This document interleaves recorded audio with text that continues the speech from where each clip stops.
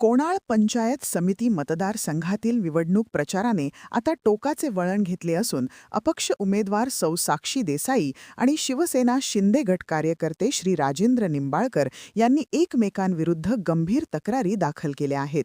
यामुळे मतदारसंघातील राजकीय वातावरण चांगलेच तापले आहे.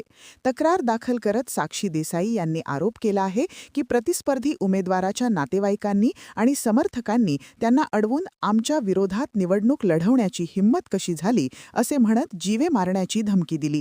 दुसरीकडे राजेंद्र निंबाळकर यांनी प्रतितक्रार करत देसाई यांच्या ताफ्यातील गाडीत बेकायदेशीर वस्तू असल्याचा संशय व्यक्त केला आहे.